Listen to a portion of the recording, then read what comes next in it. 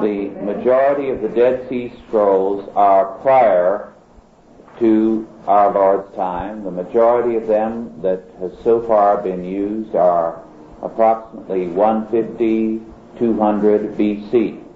Now, some possibly could have come from as late as 50 or 60 AD, but all the manuscripts of significance have so far been much older ones, because the colony was established at least in the 2nd century BC, and apparently was of not any great significance by the time of our Lord's life, if it was still in existence. It may have been, but not more than as a little group of survivors of no significance in that time.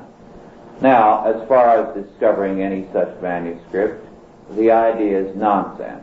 First, there are all kinds of manuscripts against the virgin birth that have turned up, because this is the fact. No sooner than our Lord appeared and the Gospels were written, then you had all kinds of apocryphal works written by pagans, by Pharisees, by Sadducees, whose one purpose was to discredit the whole of the Gospel.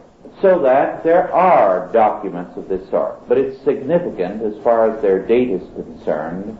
They do not appear until after about 125.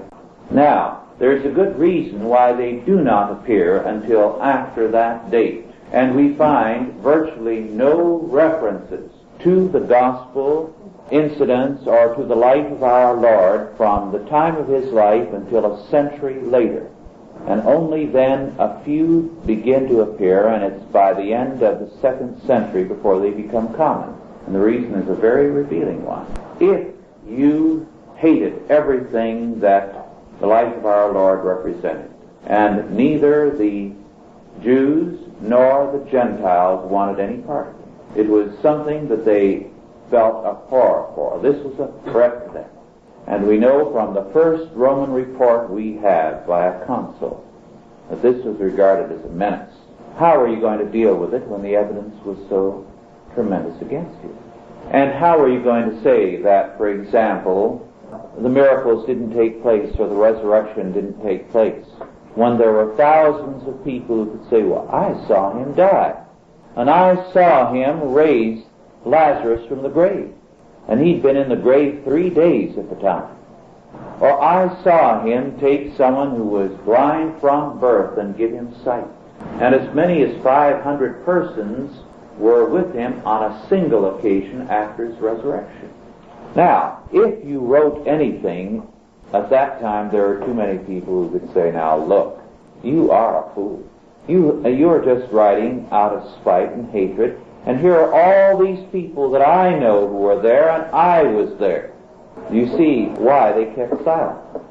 And not until not only these eyewitnesses had died and their children, who could say, well, my father was there, he saw these things, not until they were dead did they begin to write about it, because they knew they couldn't answer it.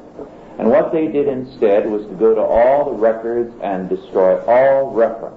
And we do know that many of the records show that sentences were dropped out, which obviously pointed to Christ, or Paul too, because it was such a blow, his defection, that they eliminated references to him. So that this in itself is one of the most amazing testimonies. Now, after it was all over, then they began to produce all kinds of stories and documents, supposedly, that were so obviously fraudulent. They didn't convince even the unbelievers of the day that supposedly Jesus was born of an illegitimate birth, and that these things were not true, and that his disciples stole his body and pretended he had risen from the dead. It didn't work. All these stories and the documents that were circulated just fell flat. And so the result was two things. One, to show nothing but hatred and scorn. And one of the first references we found among the Romans to Jesus Christ is a picture on a wall, apparently some soldiers or somebody in a barracks, of a man on a cross, except in place of a head, there's an ass's head. This was their expression of contempt for what he represented. The second was the all-out attempt to infiltrate and take over this new faith. And that all-out attempt was Gnosticism, Gnosticism, Gnosticism, which is still with us and has been a part of many, many subversive and illuminist movements throughout history.